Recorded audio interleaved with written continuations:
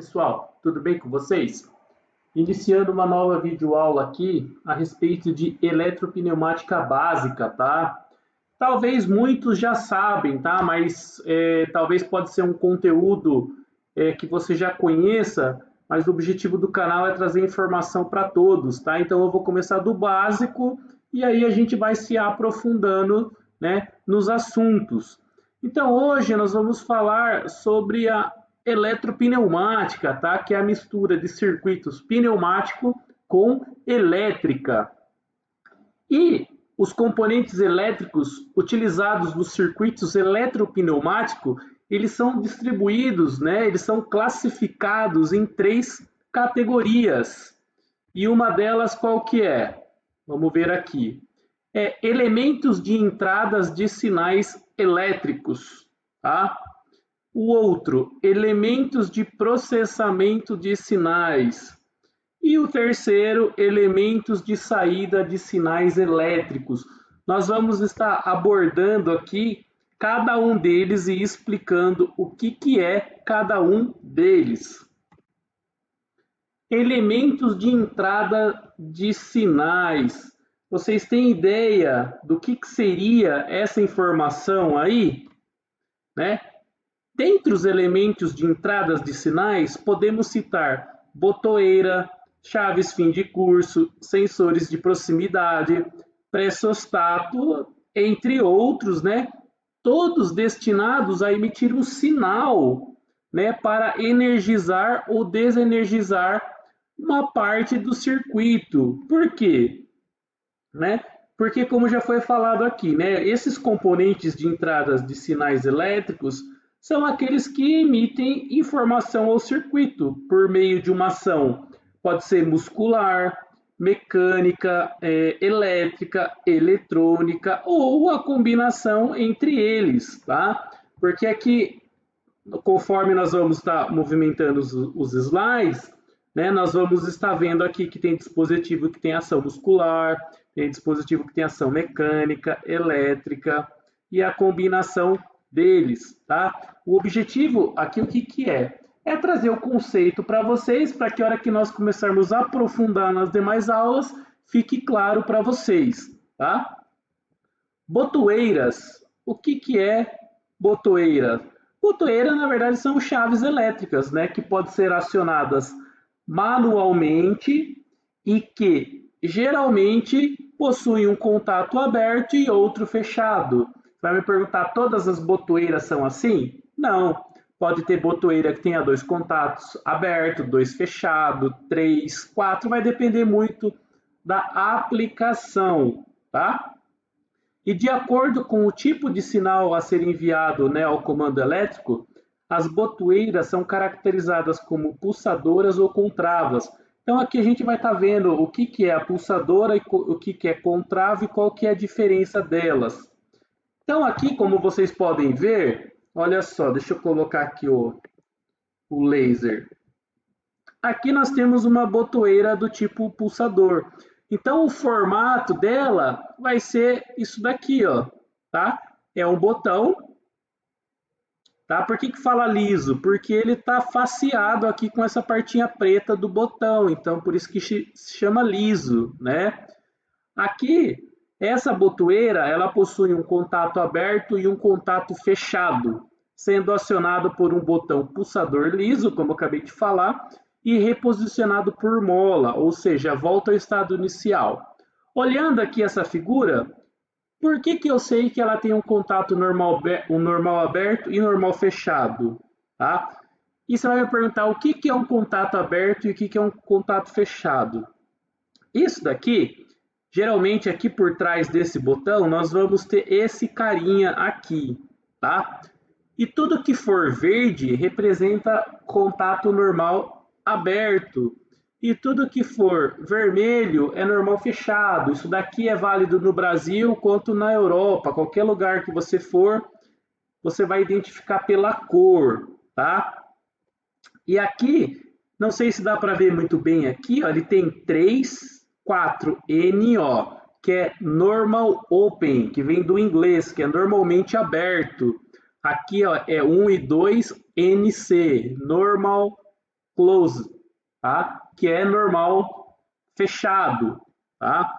Então, a numeração 1 e 2 é fechado, 3 e 4 normal aberto. Aí você me pergunta, tá, mas e se tiver dois botão normal aberto no meu circuito, como que vai ser? O primeiro pode ser 3 e 4, o próximo você vai acrescentar um número na frente, seria 13 e 14. Ah, tenho mais um botão, seria 23, 24 e assim por diante. Isso também é válido para o contato normal fechado, tá? 11 e 12, 21, 22 e assim por diante. E agora, reparem aqui, ó. Reparem nesse desenho aqui, ó. Isso está dizendo o quê? Essa simbologia aqui é esse botão pulsador. E repare, então ele tem um contato normal aberto e um normal fechado. E repare que nós temos uma linha pontilhada aqui.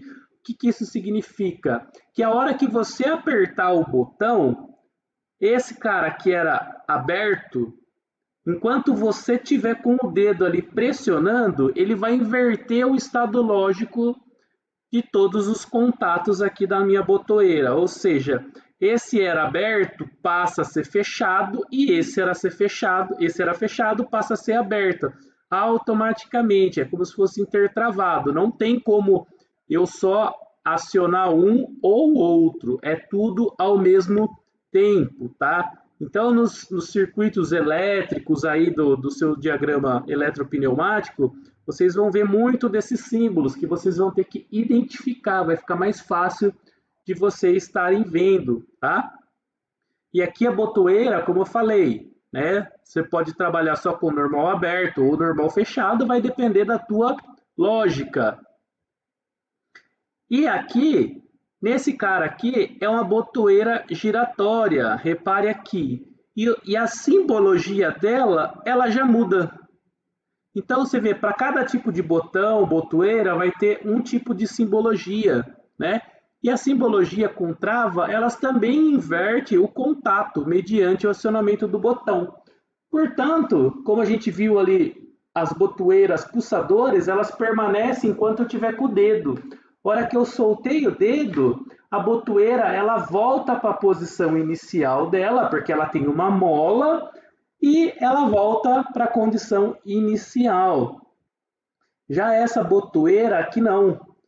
Quando você gira ela, ela vai ficar travada. Então você pode soltar o seu dedo que ela vai permanecer naquele estado. E aqui é a mesma coisa. Vamos reparar aqui no desenho, né? Temos um contato normal aberto e um normal fechado. A hora que o operador vir aqui e girar esse botão, esse que era aberto passa a ser fechado e esse que é fechado passa a ser aberto. E vai ficar nessa posição até que você volte aqui na posição inicial, né? Ou a posição zero também que o pessoal fala. Aqui nós temos outra simbologia, né? Que é utilizada para o botão de emergência, que também é o botão tipo cogumelo, que você vai ouvir falar bastante. Qual que é a diferença daquela outra para essa? A simbologia é a mesma. Vamos voltar lá para vocês verem. Olha só, aqui, ó. É a mesma? Não é. Porque reparem aqui, ó. Nesse carinha aqui só tem um risquinho.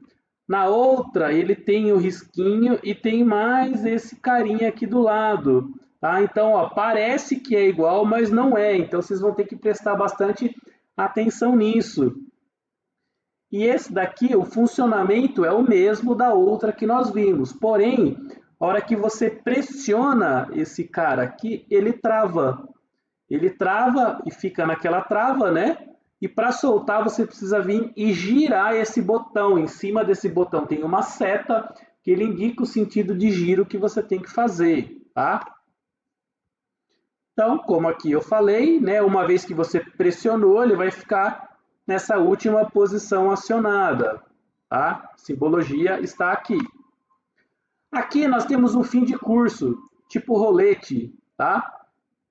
Essa é uma chave fim de curso, né? Rolete mecânico e possui um contato comutador formado por um borne comum, que é o 11, e um normal fechado, olha só, o final 2, e um aberto 3. Então, conforme vocês podem ver aqui, ó, temos um sinal comum. Nessa posição inicial que está, a tensão vem para cá, passa pelo contato normal fechado e vai para o teu circuito. Ela vem aqui para no normal aberto. Quando é acionado esse sensor, aqui faz o contrário. Isso daqui fecha e abre. Aí ele permite a passagem da corrente daqui para cá. Tá? E aqui tem uma coisa interessante nessa botoeira, tá? O que acontece? Ela tem o lado certo, né, de ser acionada. Então, o que acontece? Geralmente, né, isso aqui que é o gatilho, tá? Vocês vão ouvir falar muitas vezes gatilho, né? Então, o que acontece? Aonde que você usa isso aqui? Por exemplo, numa porta que tem uma cortina de ar. Então, esse sensor aqui ele vai ficar acionado, né? Aí ele vai acionar lá a parte do seu comando e vai ficar desligada a cortina de ar. A partir do momento que você abriu a porta, o que acontece? Inverte-se o contato e vai ligar a cortina de ar. Então, esse é uma possibilidade de você utilizar, tá? E aqui também, olha só, ela possui um gatilho, tá? E ela só vai inverter o rolete quando ela for atuado da esquerda para a direita. Isso é construção mecânica, tá? Quando for o contrário, ela não aciona, ela sempre vai acionar de um lado. Então, se vocês até verem aqui, o símbolo do acionamento está do lado esquerdo, tá legal? Outra coisa, aqui nós vamos falar um pouquinho a respeito dos sensores, né? Sensores de proximidade, aqui capacitivo, mas eu vou falar um pouquinho o que é um sensor de proximidade, né? Sensor de proximidade, assim como as chaves fim de curso, são elementos que vão emitir um sinal elétrico, né? Nos quais você vai posicionar no decorrer do percurso ou numa máquina, enfim, né? O acionamento dos sensores, entretanto, não depende do contato físico com as partes móveis do equipamento, como foi ali no caso desse último sensor que nós vimos, tá? Então, basta que essa parte se aproxime dessa face aqui, ó, do sensor, que dependendo da distância que tiver, ele vai entender se tem ou não tem material, né? Então, basicamente, esse é o funcionamento de um sensor, tá? Ou seja, quando ele estiver energizado e aproximar o material da face a ser detectada do sensor, ele vai reconhecer o que é. E para cada tipo de material é um tipo de sensor. Aqui nós temos os sensores capacitivos. O sensor de proximidade capacitivo, ele consegue detectar qualquer tipo de material, seja ele plástico, metal, você passou a sua mão na frente, qualquer coisa que passar na frente dele, ele consegue detectar. E a distância de detecção varia de 0 a 20 milímetros. Isso aqui é o geral, tá? Tem sensores específicos que vai ter uma distância maior, tá? E aí também vai depender da massa do material a ser detectado e das características determinadas pelo fabricante. E aqui, ó, nós temos a simbologia desse sensor capacitivo, tá? Reparem que tem um símbolo aqui e tem um desenho preto aqui. Então é isso você vai conseguir visualizar que é um sensor capacitivo, tá? Aqui nós temos um sensor indutivo. Então, olha, é bem semelhante à forma construtiva do sensor, tá? Muitas vezes não é possível você olhar para um material, para um sensor, e falar, olha, esse é um sensor indutivo, é um sensor capacitivo. Porque muitas vezes a parte plástica, que é o invólucro, ele acaba enganando você, tá? E aqui nós temos a diferença, olha só, nós temos um contato aberto, né? Que é o sensor indutivo. E o sensor indutivo, ele só detecta material metálico. Então, se eu colocar minha mão na frente do sensor, ou colocar, sei lá, qualquer outro material que não seja metálico, ele não vai detectar. E aqui a distância de detecção varia de 0 a 2 milímetros, como eu falei. Pode ser que tenha algum sensor que ele tenha distância um pouco maior, mas basicamente é essa distância que ele detecta o material, tá? Então, como eu falei, aqui está a simbologia. E aqui nós temos também um sensor de proximidade magnético. Tá? Muitas vezes nós precisamos saber a posição de um cilindro pneumático. Tá? E aqui, conforme vocês podem ver, nós conseguimos colocar em cima da haste do sensor um sensor magnético. E como que ele detecta? Internamente, tá? Aqui nós temos o êmbolo do cilindro, conforme ele avança para frente ou para trás. Aqui dentro tem um pedaço de um ímã, né? Um ímã permanente. Ou seja, quando o êmbolo for para trás e alcançar o curso máximo, o sensor magnético aqui ele vai detectar que o seu pistão chegou no final e ele vai emitir um sinal elétrico. E geralmente a simbologia dele é aqui, tá? Eu posso pôr tanto no recuo do pistão como no avanço. Aqui, ó, eu tenho um exemplo, né? Aqui eu tenho um exemplo do que dá para fazer, né? Você aqui tem uma aleta no sensor, tá? Tem uma aletinha no pistão e você encaixa certinho o sensor e aí você vai colocando para trás ou para frente de acordo com o posicionamento que você quer. A gente vai ver isso mais nas próximas videoaulas, tá? Circuitos que tem que fazer alguns movimentos especiais e nós vamos utilizar esse tipo de sensor. Outro, né? Aqui temos um pressostato. Aqui em cima está proximidade magnética, mas está errado. É o pressostato, tá?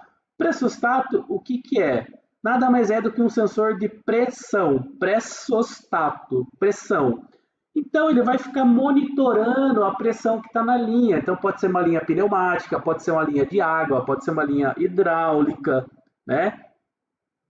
E eles registram tanto o acréscimo quanto o contrário, ou seja, se a pressão subiu, ele consegue detectar, e se a pressão caiu, ele também consegue detectar. Então, olha só, aqui do lado nós temos a simbologia, né, do pressostato, e aqui do lado nós temos um exemplo, um pressostato mecânico. Reparem aqui, ó, tem o símbolo de uma mola com uma setinha. Ou seja, essa mola ela é ajustável. À medida que você vai ajustando, você ajusta o set point. Ah, eu quero 5 bar. Então, reparem aqui. Na condição inicial, ele está com um contato normal fechado. Tá? Então, imagine que você regulou para 5 bar. Então, tá lá 2 bar, ele continua fechado. 3 bar, continua fechado. Chegou, passou de 5, ele vai inverter o contato, que era fechado, passa a ser aberto, que aí você vai usar para gerar um alarme ou para cortar alguma coisa. Vai depender muito da tua lógica, tá? Então, pessoal, esse foi assim a parte básica que nós vimos, né, desses componentes, que eles são o que? Os elementos de entradas de sinais. Agora, no próximo vídeo, eu vou estar falando sobre os elementos de processamento de sinais e em outro vídeo, elementos de saída de elementos, né, de saídas de sinais. Ou seja, com todas essas informações, nós vamos ser capazes de identificar um circuito pneumático, eletropneumático, né, eletrohidráulico, e vamos conseguir entender e fazer as modificações, que a gente vai ver tudo isso na próxima aula. Tá legal, pessoal? Espero que essa aula tenha sido válida para vocês. Como eu falei, talvez para muitos isso aqui pode ser básico, mas para outros não, então vamos ensinar desde o início, para que todos possam entender e ficar claro. Se você gostou dessa aula, comenta aí no vídeo, curte o nosso canal para que você possa receber novas notificações e te vejo na próxima videoaula. Até mais, pessoal. Tchau, tchau.